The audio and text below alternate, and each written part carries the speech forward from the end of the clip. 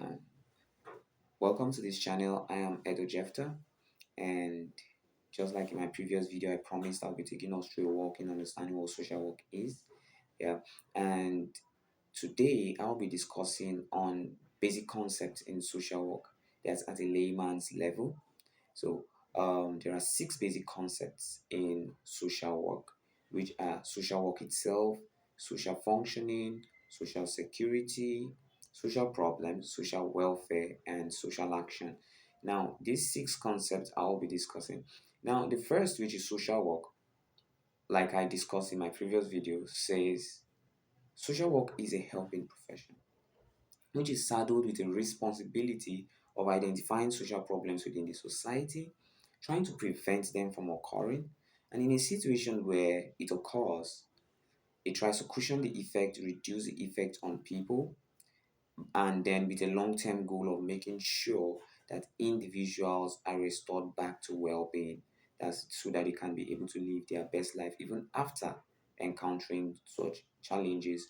And this is in individuals, amongst individuals, groups, and communities. So problems are identified, problems are prevented from occurring, and in a situation where they still occur, the effect is cushioned, and then with the goal of making sure that people are restored to a state of well-being or functioning. That is social work.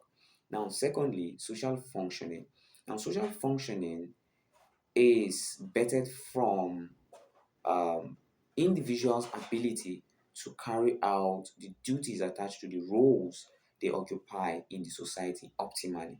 So every individual occupies a particular status in the society, and these statuses come with certain roles to play.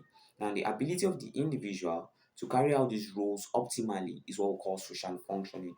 So, in a situation where an individual carries out his roles effectively, then we can say such person is functional. For example, a father has a duty to his children, providing for the family and all of that. So, the ability of such a father to carry out his duties of provision effectively is what we call social functioning. That now brings us to the third concept, which is social problem. Now, I'll be giving us this based on the most acceptable definition out there, and this was given by Hudson and Leslie, two sociological scholars, and they said social problems or a social problem is any condition that affects a significant number of persons.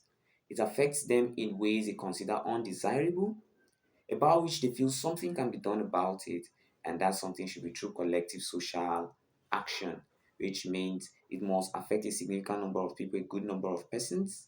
It must be in ways they consider undesirable. They feel something should be done, and that thing should be done collectively. So that is a social problem.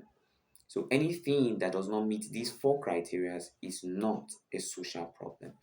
Thirdly, we'll be looking at what social welfare is. Now, social welfare are packages that could be put together by the government or private individuals to make sure that people live their best lives. That is to ensure the well being of people. Now, social welfare in most cases are tangible. We can see them, we can touch them, and you don't need to meet a particular criteria for you to access social welfare. For instance, the roads that are made, um, hospitals that are made and subsidized for persons to access healthcare, and all of these could be social welfare packages. So most times they are tangible, we can see them, we can assess them, and you don't need to meet a particular criteria for you to access them. So they are readily available for people to use. And then social security on the fourth concept, the fifth concept we are looking at, social security, is there are programs that are organized by also governments or private individuals aimed at bringing about well-being of persons. Now, these are intangible. We don't see them, we don't touch them. They're just programs. We know that they exist, and they are all aimed at bringing about well-being of persons. So, unlike social welfare, that are tangible or packages that we can see, touch, and use, all of that, social securities are mostly intangible. For instance, we have things like maternity leaves. That is a social security. It's intangible. You can't see it, but it's available for the welfare of pregnant women. Workmen's compensations. For those who must have encountered injuries while working, they're compensated. We don't see the program, but it's readily available and is carried out.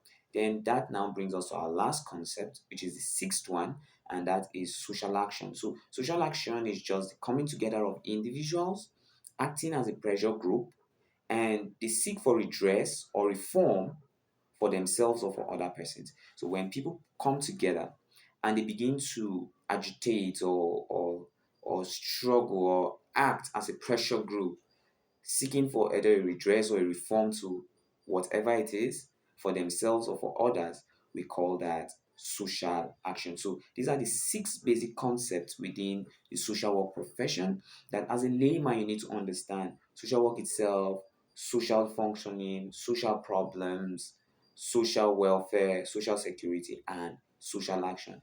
Having an understanding of all of these would give you a smooth landing into diving into sorry it will give you a smooth landing into understanding what social work is.